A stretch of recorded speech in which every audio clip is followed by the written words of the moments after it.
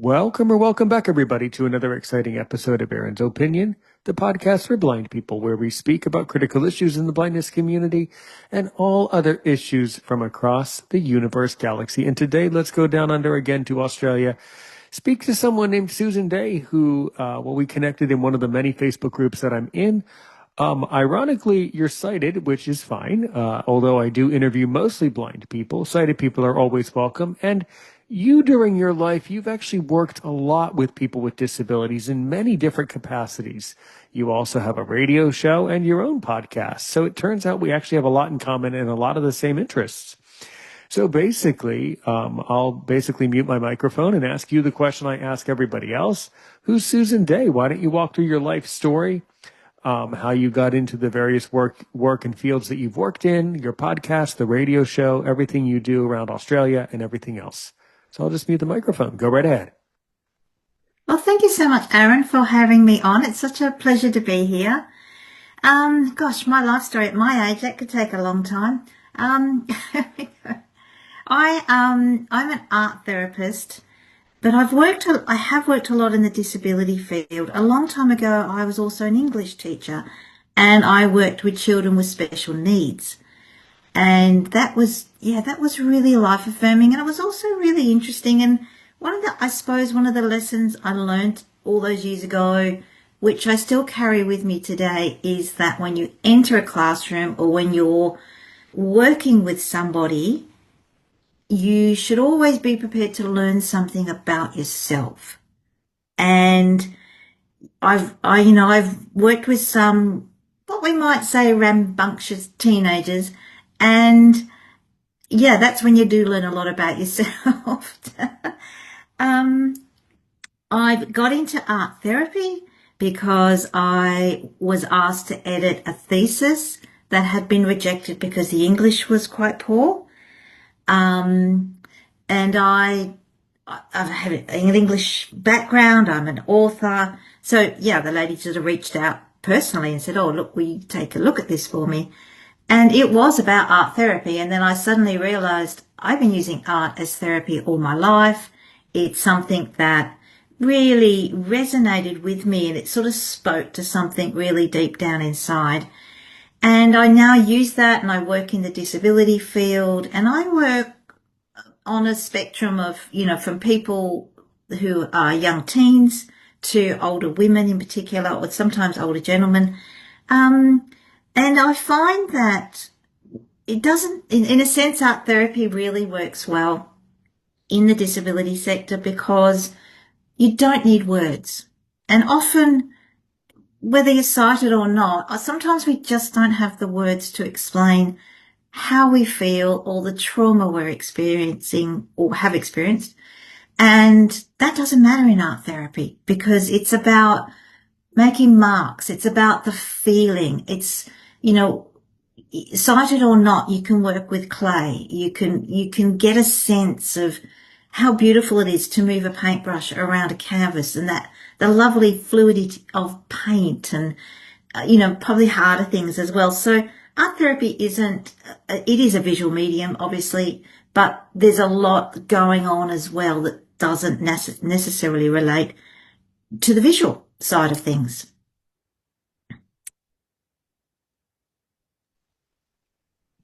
You are 1,000% correct. And I think that, this is really, really interesting because you're very right. Art is a critically important subject. As you know, I'm, from up over in the States, as we would say. And in the States, I'm a young person. I'm 34. And, over the past 10 years, I've been hearing more and more stories about art classes being canceled for children at schools all over the country. Art is something that is not valued enough. And it's like really important actually for children to be artistic and to be exposed to art, I think is a really, really subtle and a really, really important thing.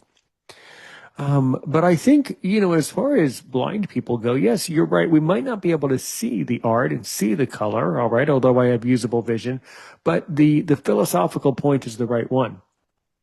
that whether we can see it or not, you're very right. Art is important because it shows that we don't need words to convey and to communicate. And that's a really, really, really important thing that I think is tremendously devalued and undervalued. Yeah. So, did you start out working, in the school system in Australia there? You like teaching art classes, teaching art therapy, and what, I guess, kind of go in the order of the things they happened in your life, but in what order and in what capacity did you teach art and then work as an art therapist? And how does it work? Yeah. I was actually an English teacher, and Right.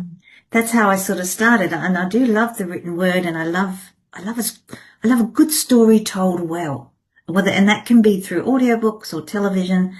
But I went into teaching thinking I was going to be sharing poetry and on all the great masters, and I ended up teaching kids who were for farming, and they didn't really care about poetry at all, and they were getting up at 3 or 4 o'clock in the morning to help on the family farm, and then coming to school, which was just dreadfully boring and for them totally irrelevant. But I did get into art a little bit in that sense as well, in that space. And then I sort of moved on a little bit, and we had a lot of political upheaval in the state that I live in around the education sector at the time. And I went and got other work, but I always used art. I always went back to art to process how I was feeling. I have pages and pages of journals and stacks of paintings. Some of which in the end, I just tend to give them away because I don't really have a lot of space for them. But it's really interesting how art can transcend in it and have a language of its own. And, even when I began to teach and work with teens again in the art therapy field, I didn't really need to explain anything. I mean, when I became an art therapist about 8 years ago, nobody knew what I was talking about. It was like I was really excited, and I found this thing and I was going to share it with the world, and people were like, "Oh, well, I can't do art therapy because I can't draw." And I'd be like, "Yeah, no, that's not it." Or they'd say, if I did do a drawing, it would just be a bit of scribble. And I mean, who'd want to see that on the wall? And I'm like, yeah, that's not what art therapy is about either. And I suddenly thought, I've got to debunk all these myths. And I didn't really know where to start. And I'd sort of invented, I love meditation and mindfulness. So I thought there's such a mindful process involved with art therapy. So hence the name Mindful Arts Therapy. I use arts with an S because I want to incorporate all the fields of art, not just the visual arts. And it just evolved from there. And I thought, I'm going to write some books. I'll just write some little books because I've had an experience publishing before. And I'll do these workbooks, and, people may not be able to afford an art therapist, but they could maybe buy a $20 book. And then I thought, I really need to get onto this podcasting thing and just start talking about art therapy. So I've done over 50 interviews in the past 2 years. And that's been such an eye-opener. And I've made so many really wonderful friends as well, which is really lovely. And for me, it's always tell us about yourself, tell us about art therapy. And I think it's been such an interesting learning curve for me to really expand on what art therapy means, but not just to me, to everybody. And, you can do art therapy at home. You can do it in conjunction with normal counseling or healing therapy. It's something you can do that, supports you either on its own, or you can use it alongside other healing modalities. And I just think that it's such an interesting aspect that we don't need language to heal. We don't need to explain how we feel. We don't need to tell what happened if we can't tell, or if we don't want to, if it's too painful. But your subconscious will be almost screaming to get rid of this negative energy and this tension. And you can do that with a biro or a pen and a piece of paper if you need to. Yeah. Absolutely. Yeah, that makes complete sense to me. And I really, really, really relate to that. I find that, ironically, podcasting is a therapy in a lot of regards. Podcasting is very therapeutic. Um, Absolutely. Yes. well, not only for me, which it is, but I find that it's therapeutic for other people only because I notice that other people, come to me and express interest in what I do, and then I have interest in what they do. This interaction is what we really crave. It's not that we crave the podcast. It's that we crave the positivity of learning together and having a meaningful conversation. And it simply it takes the form of a podcast that we associate with Spotify or YouTube or whatever, or wherever it's downloadable. But really what it's about is that we need to talk about stuff. So yeah. So when you really, speaking of only art therapy for a moment, when you really work with someone as an art therapist, by the way, bit of a sidetrack. I also had a guest on in the past. I'm sure you would be interested to know that I've also interviewed somebody who has a tremendous interest in music therapy, which would probably Ah, interest you as well, because absolutely. it's not the same as art therapy, but music is certainly an art, and therapy is very similar, whether it's art therapy or music therapy. But either way, if somebody, so I guess what I don't know, what I'm not understanding is, I understand that art therapy is really important, and I salute it. I agree with it. But how does it work? Let's say that you're working with some blind kid named Aaron, and he comes to you and says, "Hi, so and so says I need art therapy." What would you say? I'd say, cool. Let's get started. Right. So how does it work? How does art therapy work from, the A to Z?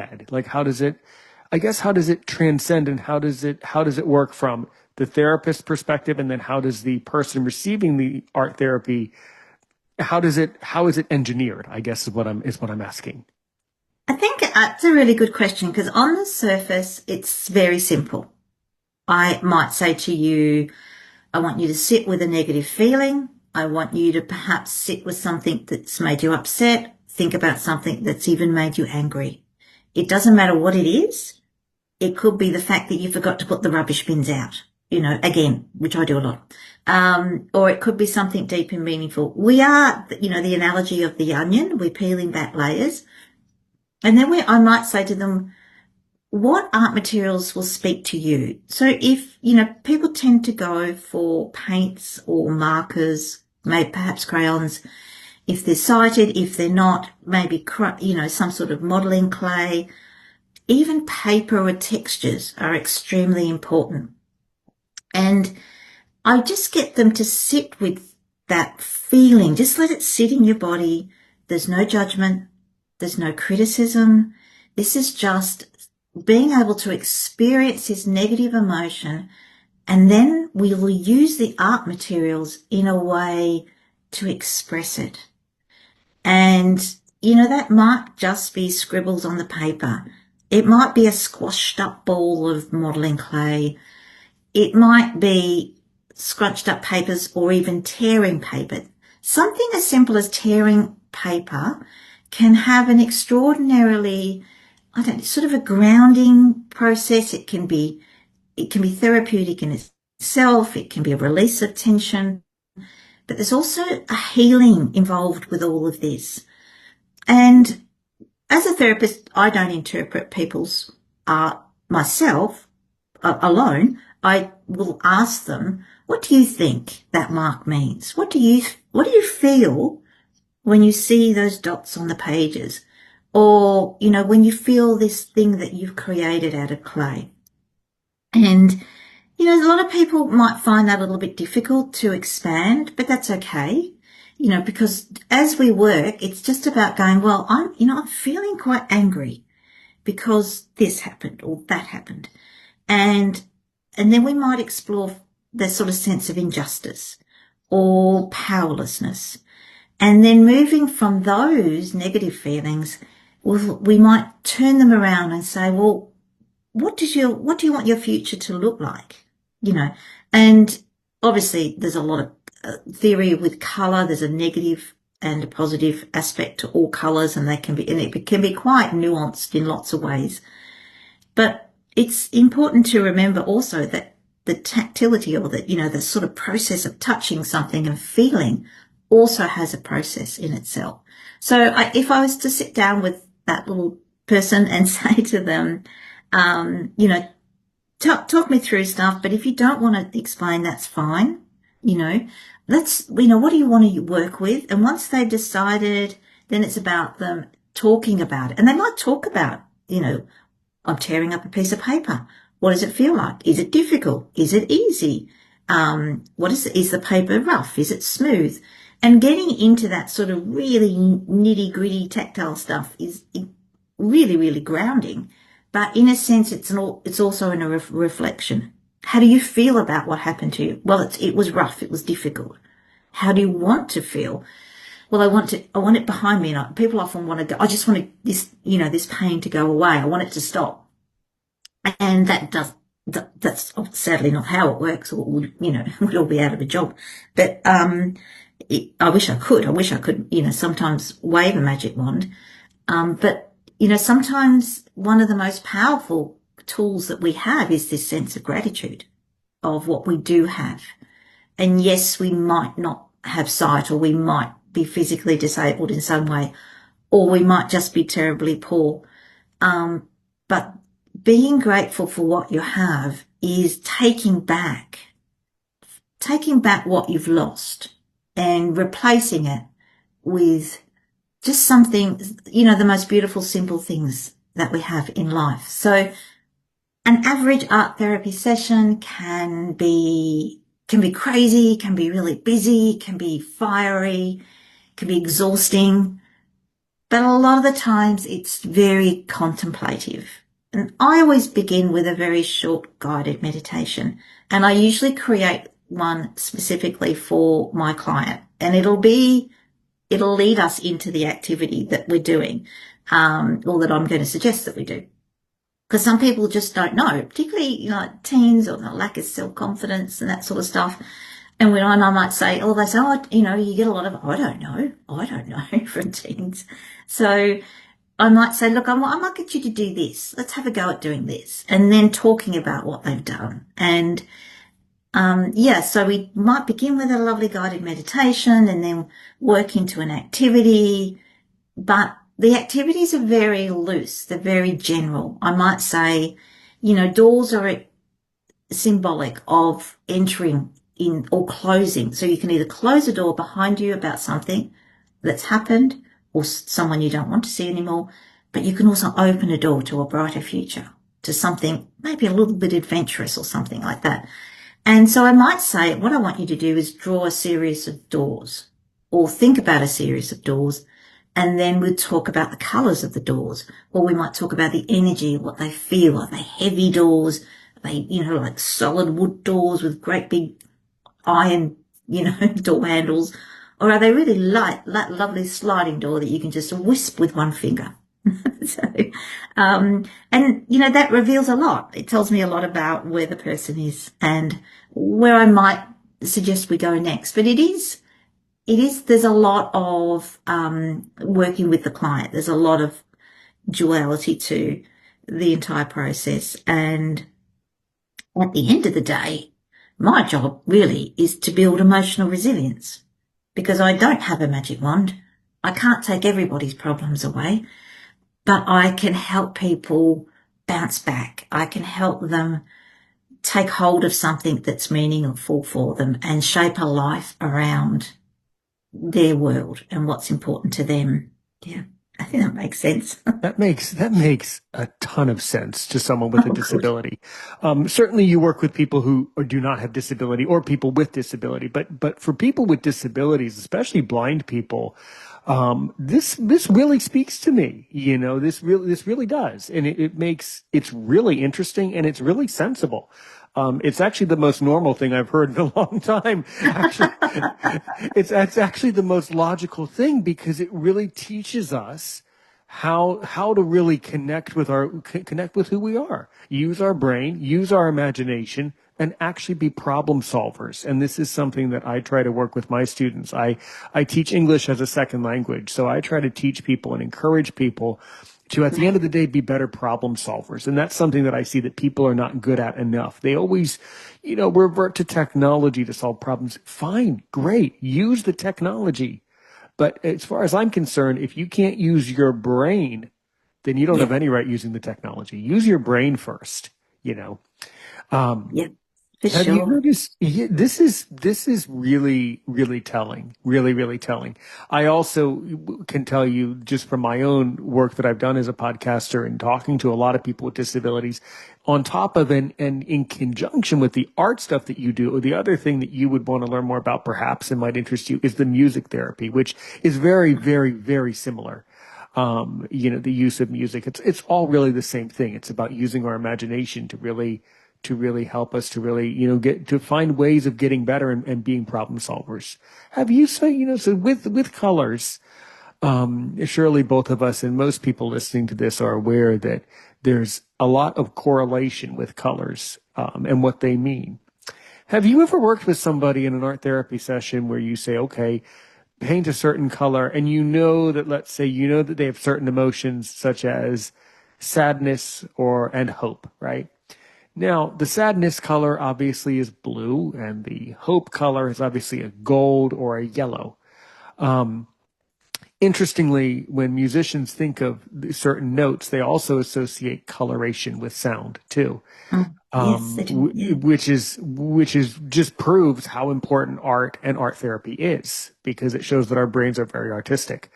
But have you ever encountered somebody working as during art therapy where they pretend that they don't know what's going on, but then you say, well, can you paint it for me? And then they show you based on colors what's going on. In other words, have you been able to definitively prove what somebody is subconsciously hiding just because of the colors they show you? What correlation have you seen? Oh, absolutely. One instance that came to mind as you were talking was a little girl I'd worked with who had always been the teacher's pet, Ugh. and a really nice. She wasn't, she was just a really gentle girl, and I found that there was we had a chat. And she was feeling very frustrated because another girl had come, a new girl had started at the class, and the teacher's attention has obviously gone on to the new girl. She needed to do the welcome, and there were some issues, and this little girl I was speaking to was feeling a little bit left out. And I had set everything up for her, and she was using some markers, and I said to her, oh, tell me what happened. And she picked up a green marker and she began Uh-huh. drawing, yeah, yeah, and she began drawing circles. Now, green is obviously the color of nature and it's nurturing, but it's also the color of envy. Jealousy. Yes, absolutely. But circles are nurturing shapes. Okay. So, and so she was contemplating. She felt she'd been put out. She felt that she'd lost her place and there was an injustice in that. And she had lost, there's a lack of agency or control. But she, deep down inside, as we began to speak, she talked about how much she actually liked this new girl and how, maybe they could be friends. And so the circles became wider and slower. And I said to her, well, do you think you could perhaps invite the new girl over, for play or afternoon tea or something, And she went, oh, yeah, I'm sure my mum would be fine with that. And that was it. We'd solved the problem. It was just That's an gorgeous. easy one. That's It was an easy one. but that illustrated everything though. The diversion to the green to show you jealousy, to show you Yeah. discomfort, and that's what green is associated with. Now, I don't know why because I didn't study it. I don't know why that color is that way and why our brain. So tell us, why do our brains kind of revert and associate color with emotion, and how do all human brains associate green with jealousy? Red with either romance or anger, yellow with hope and happiness. How does that work? What have you studied about how our brains work when we see color? I don't know if we actually do know, but I spend a lot of time working with chakras, and I think there's something deep, very deep down in our subconscious that talks to our spiritual side and our need for connection. And yeah, like, if if I'm talking to someone about maybe they're being bullied at work, or they're upset with their partner and they're doing red jagged lines, I'm like, oh, okay, there's a lot of anger here, the process. But better on the page than, being physically manifested in a way. But the colors themselves, yeah, it's a very interesting question. I think there's something deep down in our subconscious that links to it, that goes, if you look at the Jungian theory, if we look at all the color specialists, and if we go back to like indigenous cultures, the colors still mean the same thing. I mean, obviously the flowers are red, but also blood is red. So maybe that goes back to, something deep down inside us where we were feeling pain, where perhaps we'd caused injury to another person or an animal, and the sight of the blood was, it either fueled your anger or fueled that rage, or it's obviously a warning sign of some sort. So yeah, it's really interesting. And the nuances of colours, like, this little girl had picked a green that was quite light and had yellow in it.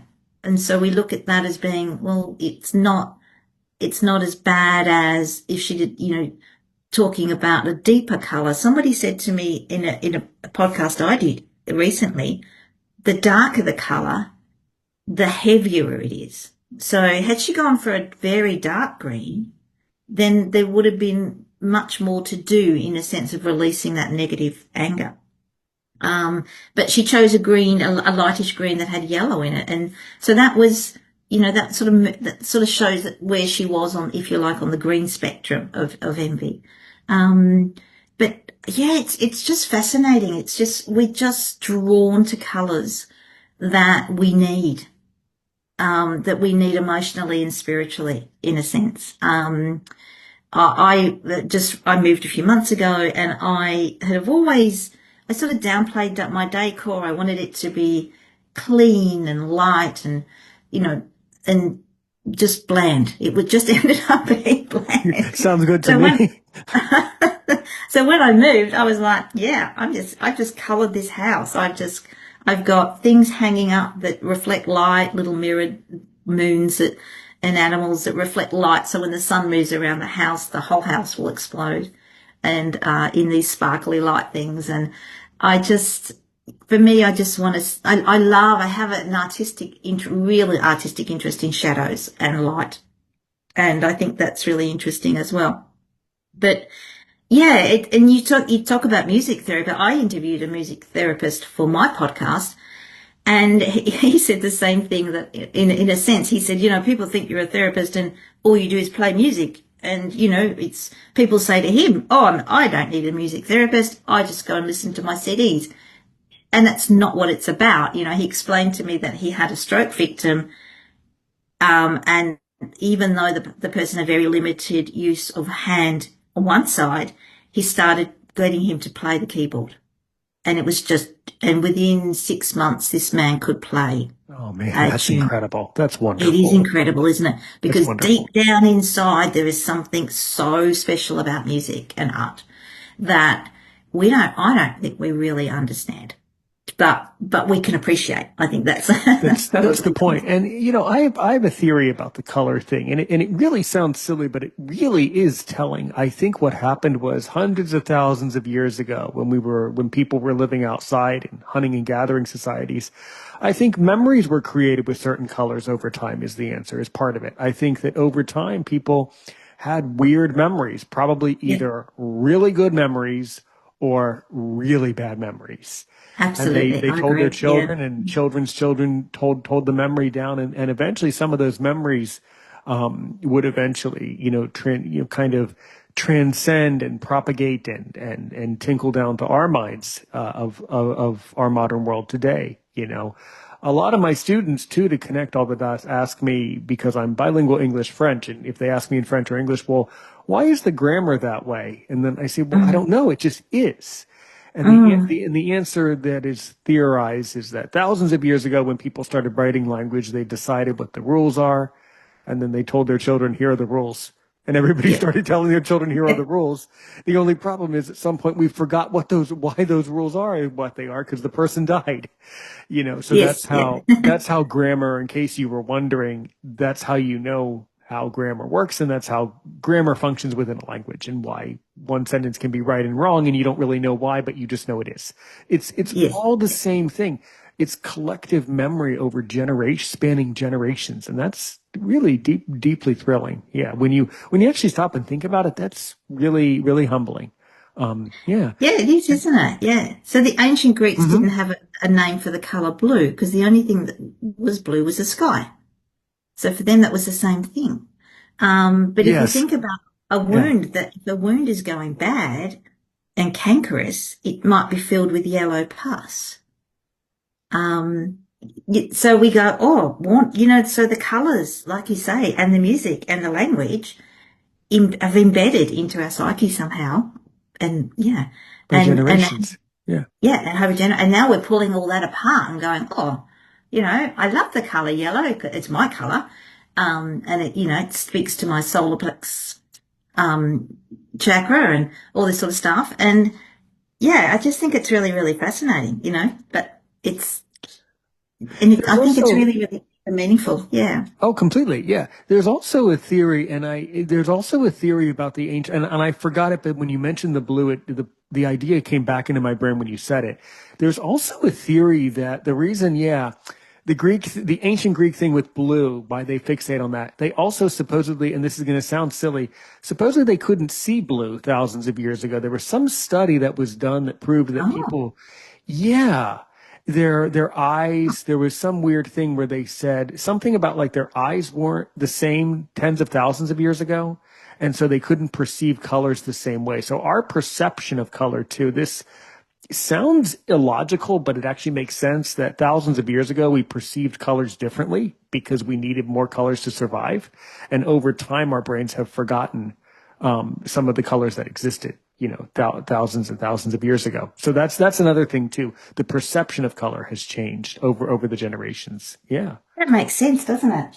But it's a weird one. And that's why in ancient Greece, and in the ancient languages, there's not always words for the colors either. Because why? Because they didn't see that. They didn't come up with a word because nobody noticed that color, which it sounds weird, but it actually is what happened. Yeah. No worries. Yeah. All right. No worries. At any rate, yeah, this is all really interesting. In the States, it's very hard for people to study art therapy and music therapy. It's very hard to find those courses of study. So it's really good to know that, of people who are music therapists or that you're familiar with it, because it's a lot of people want to learn about this and it's actually really, really difficult. So, all right. Well, it is, isn't it? Yeah. And I think that it's not easy here in Australia either, to a degree.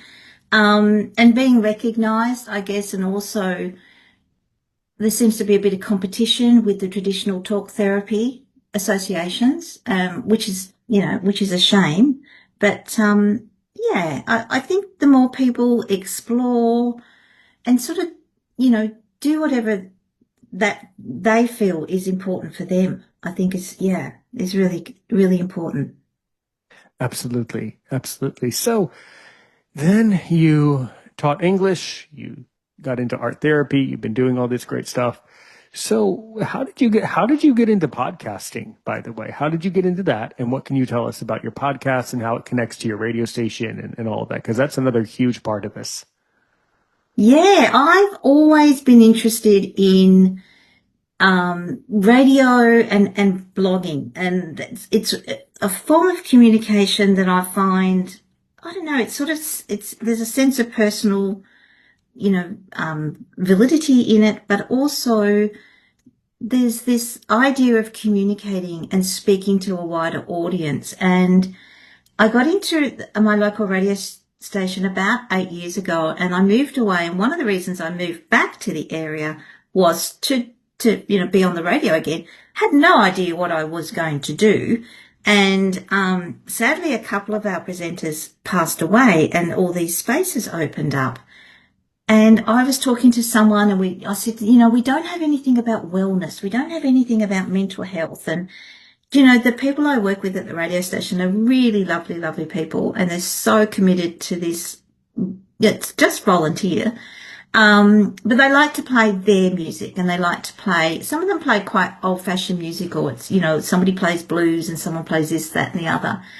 There's only one other interview-based program, and my friend runs that. And that's been going for a long time, and it's very difficult to find guests, particularly locally, because it's just a small community. And then I had this idea that, having been on so many podcasts and people just really, really want to speak. They want to have their voice. They want to have a platform to share their ideas. So it was a very rushed time. My father had been sick, and then he passed away, and and then he lived in another state, and his partner, she became ill and was in hospital. So there was this long process that went for over 2 months. And in the end, the station manager come back to me and said, well, what are you going to do? And I said, oh, look, I'll just do something about mental health, because that's what I know. And he's like, okay. And there was a bit of backlash. People were like, oh, we don't really like that word mental. And, and I was like, oh, okay. Yeah, I was like, oh, okay. But I thought, I don't have time. I just said to the station manager, they're really lovely people. And I said to him, look, I don't have time. We'll just see how we go. And if I have to change the name later, I will. And I put it on Facebook, and I said, look, I'm starting this new show, and the floodgates opened, and people were like, oh my goodness, this is just what our little town needs.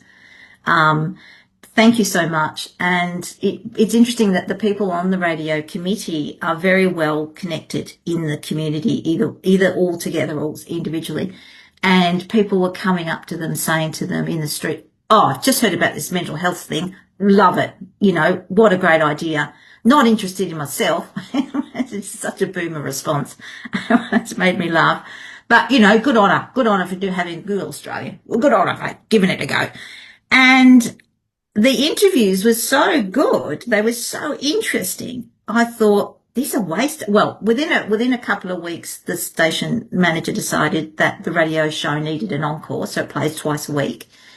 And then I thought, these need to go on a podcast. People really, really need to hear the story of the young girl born into a cult in Australia, and what her life was like, and how she managed afterwards, and the fact that she, this awful disconnection from her family, and the ongoing ripple effects of the abuse that they suffered. And they need to hear about the music therapist, and they need to hear about this beautiful songwriter in Western Australia, which is like a whole nother planet to Australians, and her experiences with anxiety and depression, and this beautiful music that comes out of this. And then there was the older mum who'd never had a mental health issue in her life, absolutely couldn't understand it, never understood. Well, I don't understand what people are talking about. What's this nonsense? And then there was a family tragedy, and it hit her like a steam train, and she collapsed and was weeks and weeks in bed, couldn't move. And she got help, and she's recovering, and then she decides she is going to support one of the Australian mental health charities. And she come on to talk about her journey and how people could help her raise money. And they're just ordinary people. These are people you might bump into in the supermarket, who have these extraordinary stories. Yeah. And it's just such a privilege to hear them and then share them. Yeah. So you realize, just as I've done over the past 5 years, that people need to talk about stuff sometimes, regardless of the topic. We all need to come together and share the journey. It's really interesting. Yeah. It's lovely. It's just an honor. It's something that, absolutely, I don't know, I get this real thrill about it. I just love it. Yeah. It is it's very thrilling. And then you discover also, after having all these conversations, over the years, you discover, you almost, in some ways, you almost feel a little sense of frustration, because you realize, I knew you needed this. I knew the society needed to talk about this. Nobody really had the courage. Your radio station, because there's a ton of people that I know in the Aaron's Opinion family, as I like to say, who are internet radio people. In other words, there's a lot of people that I know who are very knowledgeable about online radio and internet radio. So is your station online, terrestrial, community? How does it work? If it's online, then the whole world can listen to the station. Yeah. They can, insofar as you can download your apps and listen. So TuneIn is one I use. I think iHeartRadio as well. So you can listen to any radio station in the world now, but it's very terrestrial. I'm not sure how things work in other countries, but in Australia, the community radio is heavily controlled by regulations. And you're licensed, and you break the regulations, you could in danger of losing your license. The station I work for, which is Goldfields FM, 99.1, little plug there, they've been going for a very, very long time, which is quite unusual. And it's financially very strong, and it's also really, really backed by the community. We're very lucky insofar as our local government area have provided, supported rent, if you like. But one of the things that really interested me is that we're only allowed to broadcast around a certain distance away from the station centre.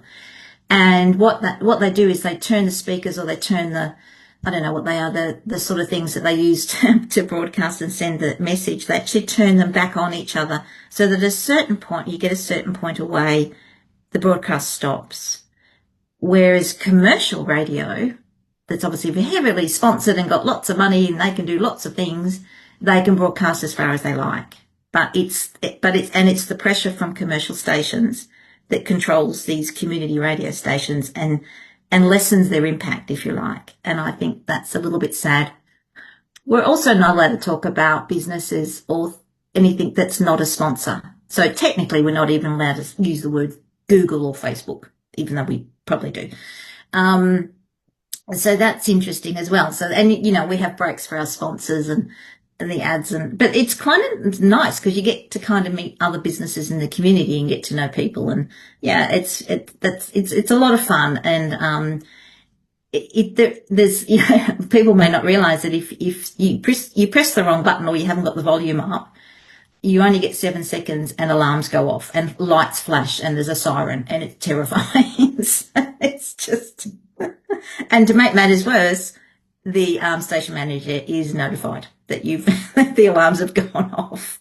And it's very easy to do. It can be very easy not to press the speaker, the cue buttons and things like that. So, it's kind of funny. It's one of those sort of terrifying situations where if you don't laugh, you just go insane.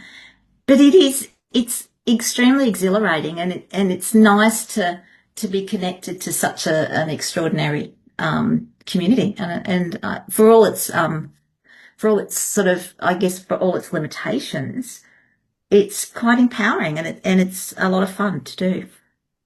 Yeah. Considering how much regulation there is, you can still stretch it far and go far and still have an impact. And that's the power behind it. Yeah. That's why I was wondering, because a lot of times in the States, we do listen to radio stations in Australia or other countries, but if they're not on those aggregators, then we wouldn't be able to hear it. But that's fine. So that's another reason to create a podcast. Take the audio from the interviews from the station, put them into a podcast, and then you have it. And then the whole world, then it becomes globalized. So that is really interesting. Yeah. Yeah. It's been a great process. It's just really, really exciting. There's so many people wanting to share their story. Like you say, we want to hear stories, and we want to share stories, and we want to connect with each other. Right. Absolutely. That is really good. So as far as your podcast is concerned, so when did you actually start your podcast? Because until I think you liked my comment on somebody else's post.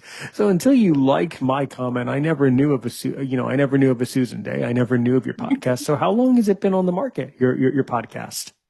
The one for the radio show's only been up about a month. I think I have 4 shows released.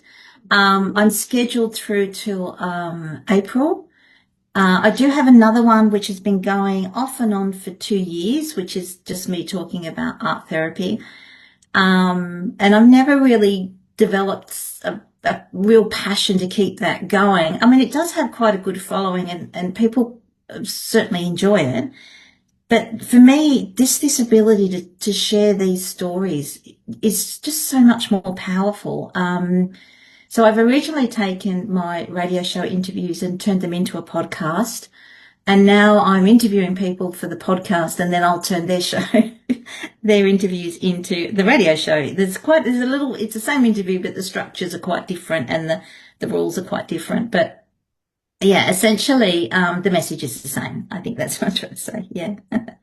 Yeah, that's really, really interesting. Yeah. So with both of these podcasts, are you getting, is your audience expanding to other countries, outside of Australia? Oh, absolutely. Particularly the United States. Yes, very much so. Yeah. Yeah. Yeah, that's really good. Yeah, I find that a lot of the Aaron's Opinion audience is really all over the world. A lot of people in developing countries and all sorts of different places tune into podcasts that you wouldn't think they would, but then they discover things through social media, through a friend, through a post, through a reel. Combining social media and interviews, I mean, it's really powerful now. More powerful than ever, It's a beautiful thing that people complain about social media and the internet and all the rest of it and all the damage it does, but there's a lot of good that can come out of it as well. Yeah, it's very damaging, but very helpful. It just depends on which side you use it for. Yeah, absolutely. Yeah. Well, that is like really, really interesting. So specifically to your own, or your radio show podcast itself. How many people, have you interviewed other blind people specifically? Not, I know that you generally don't specifically interview other blind people, but how many other people, around the disability community have you interviewed? Maybe I've heard of them distantly. I'm just purely curious. Oh, I tend to reach out. I'll see something on Facebook and it might be an organization of sort. And so I reached out recently to the cerebral palsy community, and I interviewed Laura Petnutsu and Serena Schultz. And they're two young ladies who they're just so empowering. They're so focused, and it's just really exciting. It's also important to learn what cerebral palsy means to them personally.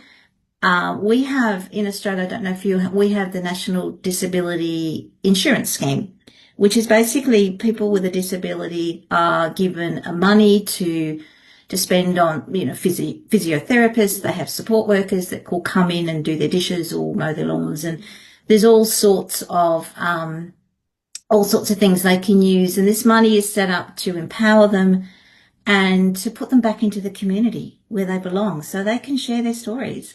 I'd love to interview you, Aaron, if you'd like to do that. That would be just wonderful. I'd love to get your perspective as well. Absolutely, yes. Absolutely, yes. Yeah.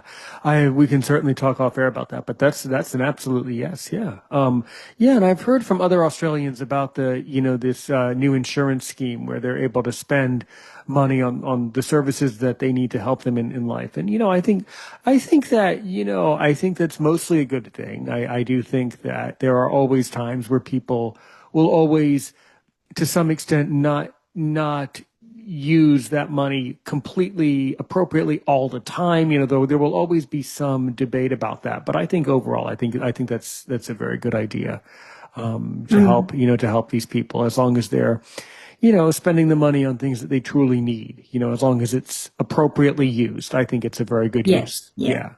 Mm-hmm. There's a whole monitoring process that, like, you can't just go out and buy a Lamborghini, for example. Oh, okay. Okay. There's and you can't just employ anyone. Let me tell you, there is a very high percentage of blind people that need their money just for the Lamborghini. I mean, never mind the microphone for the computer. That's right. The last time I was there was a long line around the corner. But no, that's great that they're able to monitor that. I mean, in a big country like America, like the States, it's very hard.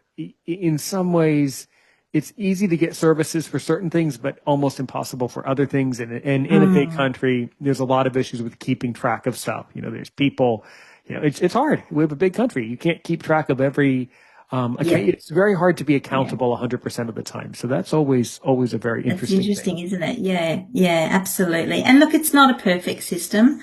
But it was set up by people with a disability and their carers and people in the support network. So originally it was just it's marvelous. It's sadly been watered down and changed a little bit. But, yeah, essentially it's about giving people agency and control. But again, there are people who oversee where they're spending the money and, they're not allowed to just go out and spend it. But I mean, we could do an entire podcast on that itself, but it's certainly an interesting, program that's new and there's not many like it in the world. But like you say, there's always going to be people trying to bend the system a little bit, or things will just get fallen through the cracks because there's a lot of people. Yeah, and that will always happen. Yeah. What was the original catalyst behind it? You say that it was created by people with disabilities. So what made them create that? Like, what was the push that made them do that in the first place? What's the story or the nutshell story behind that? I think it was simply to say, like, instead of, like, you would have experienced in your life people telling you how you should live your life and what you should do. And this is them saying, no, we want to do it ourselves. I want to choose where I live. I want to choose who comes to my house and looks after me. I will want to choose what kind of wheelchair I might need. Might want to choose what kind of laptop or technology best suits my communication needs. And it's called dignity of choice. And, sometimes I've heard, let's say non-disabled people, whatever word you like, say, oh, I don't think that's a good idea. Such and such wants to do that. And we'll step back and go, no, they need to know that maybe we don't think it's a good choice, but for them, it's so important that they make this choice, perhaps learn. Obviously, if they're going to make a choice that's endangering them physically, then, we would step in. But sometimes, it's about learning and growing and stopping that need to, in English we use the word mollycoddle, but that idea of telling people how they should live their lives because we know best. And we don't. Yeah. Yes, precisely. Got it. Yeah. I don't know anything. I couldn't tell you how to live your life. Right. And in the States, we would say people always want to be the helicopter is what we say up over. Yeah. Yeah. So the helicopter parenting. Yeah. That sort of thing. Exactly. That's what we say.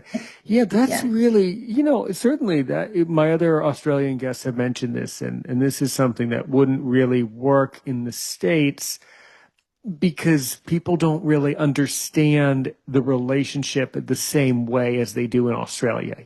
So a lot of that is about, trusting the people and working together and, being kinder and things like that. And, I'm sure there's obviously problems with this program in Australia, and I'm sure weird stuff has happened, but I'm also sure that great stuff happens all the time with it, so, And look, there's been service providers though, people who have, set up their business and they've cheated the system. They've taken more money. They've used up, people only get an allocated amount of funds. So there's been all sorts of issues around that. And that's, it's like anything. There's always somebody going to cheat the system. But when I spoke to one of the girls, when I spoke to Laura, and she said to me, what people don't realize when you've got cerebral palsy is that your muscles are constantly working and they use 3 to 4 times more energy than normal. And she said, that's exhausting. So I only have a limited amount of energy to spend on my day.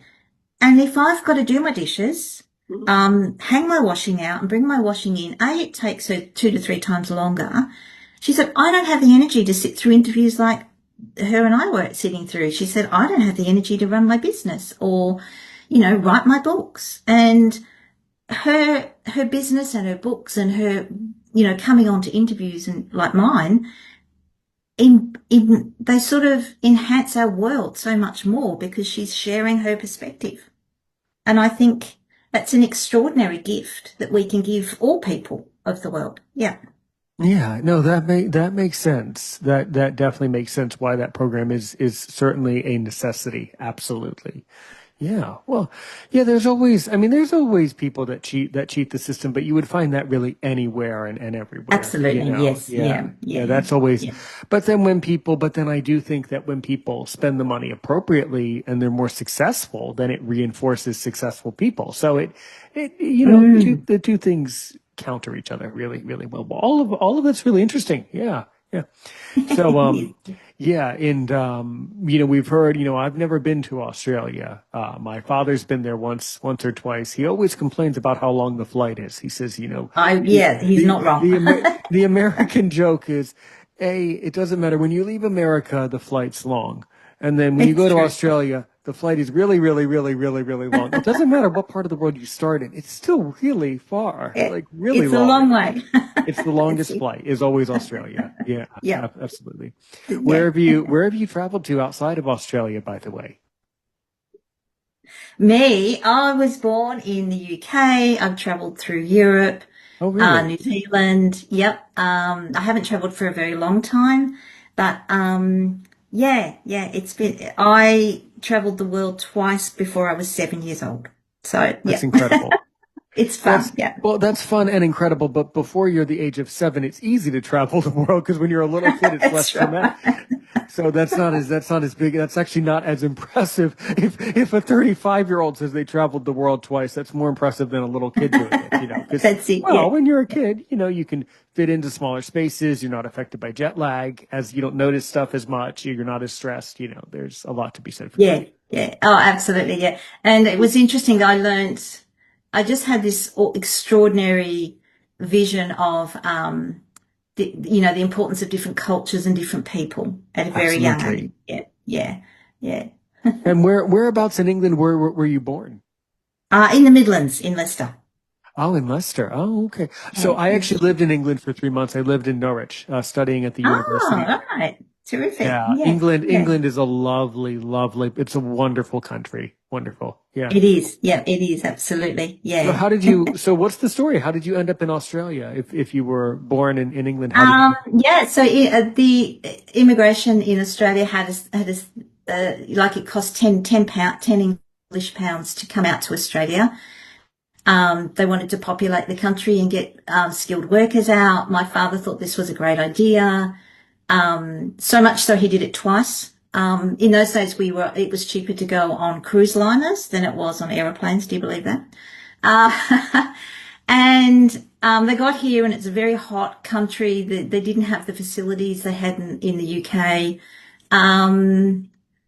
And so my mother got fed up and they went back and then I don't think it stopped raining for 3 months. And my dad was like, no, I can't stand this cold, horrible weather. And I went back to sunny Australia they came. That's endearing. That's cute. That's cute. It's a funny story. I did know, by the way, I do know the history a little bit that Australia was originally populated by criminals from England. It was Absolutely. Yeah, the the best penal. people. We have the best people. You're down. The only criminals in Australia are that you guys have the nice criminals now, right? Only We the do. yeah. That's it. That's always the joke about Australia. Well, if you don't descend from the guards, then you must have descended from criminals. But no, Absolutely. and people traveled to Australia on ship more frequently because it was, well, more feasible and they could get groups of people into the country. We up over in the States, we've heard of this, we've heard of the history, but we're not too fluent in it. It is very interesting how a relatively unhospitable and brutal landscape and a relatively difficult country to live in became populated over time. That is really interesting. Yeah. Hmm. Yes, yeah, absolutely. There's only really the East Coast. The rest of Australia is quite inhabitable. I can't say it, but yeah, and yet it's an extraordinarily country. It's beautiful in many of its ways. Yeah, even in its harshness, it can be quite stunning. Yeah. Yeah, yeah. So you're telling me that the eastern side of Australia, where you are, is more like that's where most of the activity in the country happens on the eastern end, I guess. Yeah. Hmm. Yes, absolutely. Yeah. So then, in the western side, do people what are the main cities in the west, and why are they less populated? Perth, it's a long way away. That's so Australia is as wide as the United States. Sure, absolutely. Yeah, it just about fits in. If you get a map, it just about fits into the Oh, United wow. States. And yeah, so it's Perth is the city in Western Australia, the capital of Western Australia. And that's, oh gosh, I think it's about 4 or 5 hours flight. Yeah, yeah, Absolutely. Yeah, that sounds about right. Yeah. Because yeah.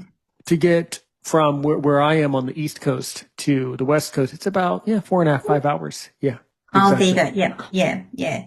And then you go north, and it's another 4 or 5 hours flight to Darwin, and that's yeah, yeah. Right, right. Or then Yeah. what about the South? What are cities in the South that So I you've probably, on along the east coast, you've got Queensland up the north, and that's Brisbane, and then of course Sydney, you would have heard about, and then Melbourne, which is where I am down the bottom, and then below us is Tasmania. I'm just going to have to put this dog out, Aaron. Sorry, I just Oh, need a sure, sure. sec. That's fine. That's All fine. right, she's been really naughty. Sorry.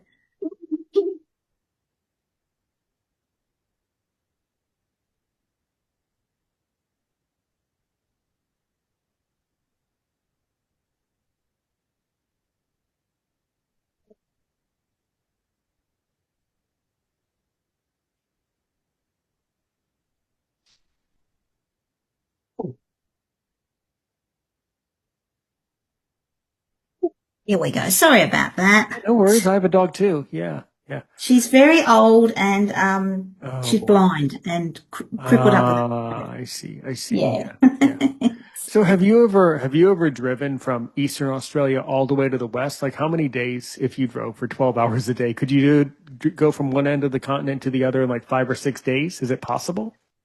You could do. I haven't driven it myself, and I was going to up until quite recently. There's between South Australia, the capital is Adelaide, and Western Australia, Perth, is a stretch of land called the Nullarbor Plain. It's one of the longest, straightest roads in the world. There's a joke you can go across it in a train. And the joke is you can go to bed at night, look out the window and see the view, and the train is hurtling along at, 60, 70 miles an hour. And you can wake up the next morning and the same view is out the window. You've traveled hundreds of kilometers or hundreds of miles. Um, but there's people that say, like, you can do that trip in 5 or 6 days. But there's people that say you should take months to do it, or because there's so many things, there's so many little towns to see. The coastline is extraordinarily beautiful. That's Yeah, incredible. yeah, Absolutely, absolutely incredible. Yeah, yeah. Yeah, people do drive all over the country in the States, east to west, west to east. It takes it, yes, yeah, yeah. but people do, people definitely do it. Yeah. So I wanted to turn the microphone over to you and let you ask some questions. I'm sure you've been wondering, who I am, who Aaron Richmond is, what Aaron's opinion really is. I graciously appreciate how willing and quickly and how motivated you are to come to my show. You've done a beautiful interview as I knew you would. But as I always like to say, so what do you really want to know about me? What do you really want to know about Aaron Richmond, Aaron's opinion? The questions to really make me sweat to see if I'm worth my salt as a podcaster. What do you really want to know? Oh gosh, I'd love to hear your story. I'd love to hear what your life was like and the sorts of challenges that you faced and how you overcome them, being blind and Sure, yeah, and sure. yeah. Well, basically, I'm 34 years old. I was born in Washington, D.C. 34 years ago, roughly. Everybody, life is hard for everyone. And, in the States during the 90s, and certainly when I come to your radio show, I can certainly do more research on this and really unfold this. But during the 90s, there was a lot of change, social change in the United States. It was a very pivotal decade. And basically what it all comes down to is my story was getting educated, which was very hard. In the States, the school systems do not want to educate people with disabilities. They simply don't. Mhm. The people who tend to work in schools, some of them, I have to preface this by saying, I've had some amazing teachers who've taught me Braille. I've had some amazing, incredible teachers in my life, some absolutely spectacular people. And then you also have teachers that are simply bureaucrats. They're just there for the paycheck. Right. In the States, I Yeah. don't know how it is down under, but up over, we don't pay our teachers very much. And that really, this is an opinion. I think that when you pay someone a very low salary, it impacts the type of person that's attracted to that job, and it also impacts their confidence. So Absolutely. I agree. they Yeah. tend to Yeah. do, it's only an opinion, but I think that's one of the problems. We don't pay teachers enough, and it makes them feel bad and makes them want to not perform. So in America these days, we're seeing a complete, epidemic right now of people that are just unmotivated and people that just kind of Oh. can't do stuff. And these are people that are sighted, it's not like they're blind. It's not like they have cerebral palsy. It's not like they're deaf or in a wheelchair, or they just wake up every day and say, no, I can't. And so I had to work hard in my life, just like you did, going through university. My bachelor's, as we say, my undergraduate studies is in the field of international relations, which is where you learn about history, economics, war, peace, happiness, up, down, left, right, Yeah. I discover now that I'm more interested in applied linguistics, but I didn't know it then, because when you're 18 and you say, hey, do you want to study applied linguistics? The 18-year-old would say, well, what? What? I've never heard of it. What's that? Nobody Right. knows what that is, until I became bilingual English-French. I've spent an enormous amount of time in France. Lovely. And France is incredible for me because I can speak French the whole time, and it's very entertaining.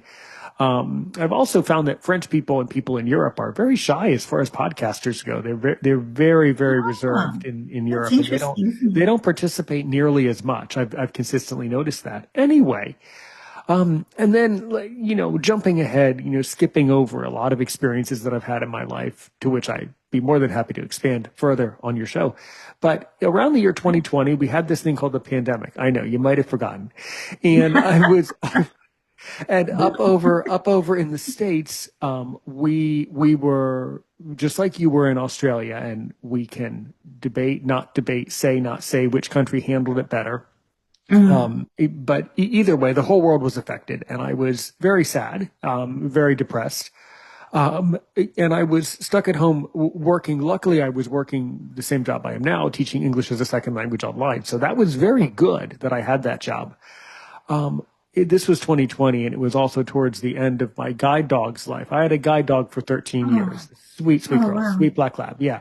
So that 2020 year, that was weird. That was, you mentioned earlier today trauma and things that upset me. That was a year. Yeah, I So see. I was listening to a lot of podcasts for blind people, and I noticed that they are not open to my opinions. And I really took that personally. And I said, since I can't shut up, since I want to talk to people all day, why don't I record myself? And next thing you know, just a podcast over the past few years has developed. And the funny thing is that I have noticed, like you do, that people desperately need podcasts, whether they care to tell you. People definitely need it, and that's truly Yeah. the magic. So that's how I created. So that's Aaron Richmond, and that's Aaron's opinion, and that's the me. There you go. I love that. I love that Yeah. you went, no, I need to tell this. Yeah, people, it's interesting that people don't want to hear your opinion. I don't understand that, but Well, me good on neither. you. Well Me neither. done. That's why I recorded my opinion. That's it. I love it. That's it.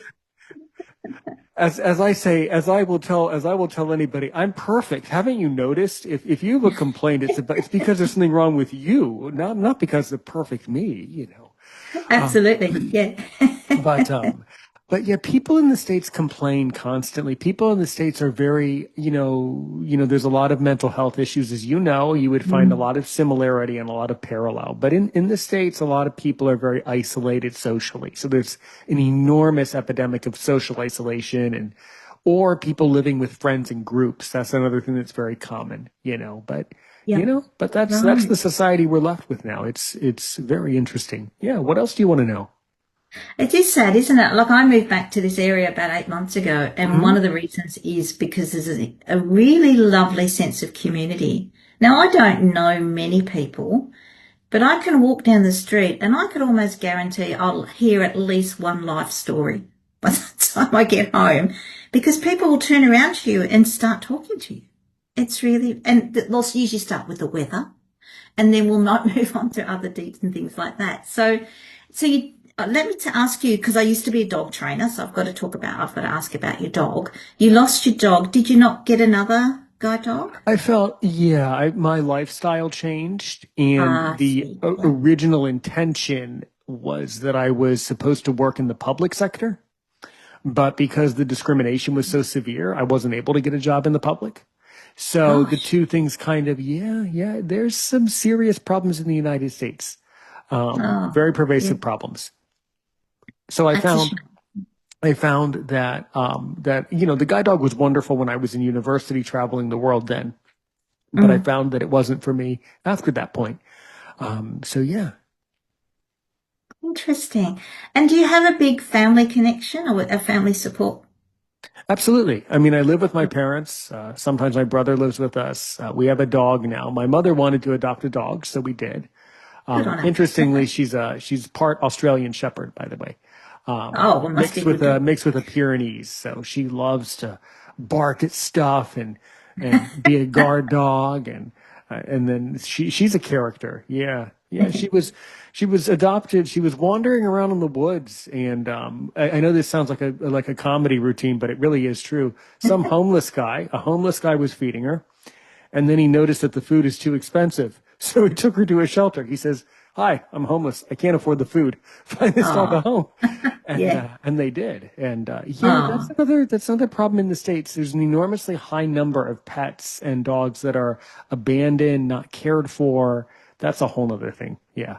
it Never is, mind the isn't it? people. Yeah. People Yeah. don't And always we take care of have, their animals. Yeah.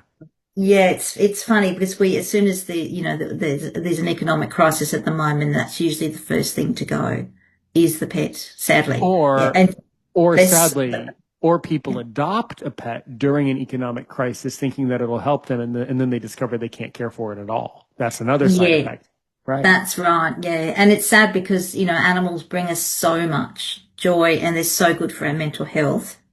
Absolutely. And I just, yeah, it sort of breaks my heart. And one of the ladies I work with at the radio station also runs a cat rescue. Oh, So, yeah. I mean, I try and help her out whenever I can. And I've adopted kittens as well. Oh, But yeah, animals tend to, we either treat them too well in some regards or, not well enough, which is really sad. So your life at university, your life now, what was probably, I suppose might be a silly question, but of all the people you've interviewed, is there any one particular story that left you feeling like really, it was really profound or it really moved you? sure, absolutely. The answer is every interview, right? I like that. Yep. Every interview is profound. I mean, I can't compare you to other people, right? I mean, I've spoken to people who've been to prison. I've spoken to people who've overcome drug addictions. I've spoken to people who've done weird stuff, who've lived Mm. out in the wilderness, stuff that you wouldn't do, didn't need to do. Just because your episode is or is not the most memorable, that's not always the bad. Just because Yeah. an episode is memorable, it doesn't mean it's memorable for the right reason or for a positive reason. A lot of the most memorable things are things where I've had to talk about, I had somebody on just a few episodes back, um, who, was, before he turned his life around, was committing armed robberies, right? Well, that's pretty Gosh. memorable to talk to somebody who says, yeah, I committed an armed robbery, right? Well, Wow. but that's Yeah. also negative. He since turned his life around and, is a family man now, and that's great, but we've had some really, as you dig into the details of it all, we've had some really scary episodes, actually, some really, really disturbing and scary ones. When you listen to my Oh, intros, when I say trigger yeah. warning, or if I Yes. say out Yeah. loud trigger warning, trust me, I say trigger warning. Trigger I warning. mean, I mean it. There have been some people who, they produced incredible conversations, but then you leave the interview thinking, whoa, wow, Was that? Yeah. that was a bit, Goodness. that was stressful. Oh dear. But Yeah. then you have other really happy interviews, right? Where we talk about the positivity of colors, art therapy, like yours. I've had other people where we talk about food. If you love talking Oh, about food, I've interviewed a blind chef, food really? really, oh yeah, sure. Wow. Keep taking. Like I said, keep going through the list of the episodes. If you want, I would say if you want, if you come up to me afterwards on WhatsApp or in the groups and say, hey, Aaron, can you send me a specific episode? I probably could, but I don't automatically send out specific No, episodes. absolutely Certainly not. not. Yeah, There's too many of them. So I would say if you want to learn more, I would say keep in touch and keep going through the list. And if you really want to I know a will. certain thing, reach out. I Yeah. will. I just, yeah, I love it. I love that. There's, I follow a guy in the States called Nick Yearhart, and his Never heard of them. podcast, his podcast, he's got cerebral palsy, and his podcast is called Infinite Abilities, because your Okay. abilities are infinite. Absolutely. And and I love the fact that he says he loves cars, which which a lot of young men do, of course. And he was told he'd never be able to drive, he'd never be able to do this. I think he drives a garbage truck as a living. Okay. Which is a skill in itself. And I just find that these little nuggets of just brilliance and that show you so much insight into the human nature and what we're really, really capable of. And it doesn't matter.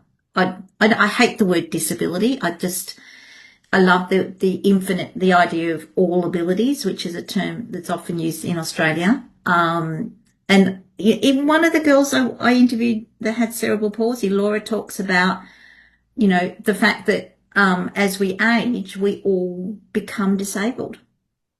If we're lucky enough to live that long, we Certainly. need walkers. We will need walking sticks and aids to help us get around. And so they have a term which they think that, there's probable abilities and all sorts of stuff. So I think I like that word, like the word disability sort of removed in a way.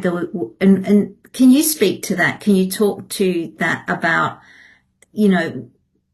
being labeled disabled, but what does that really mean? What does that mean Yeah. to you?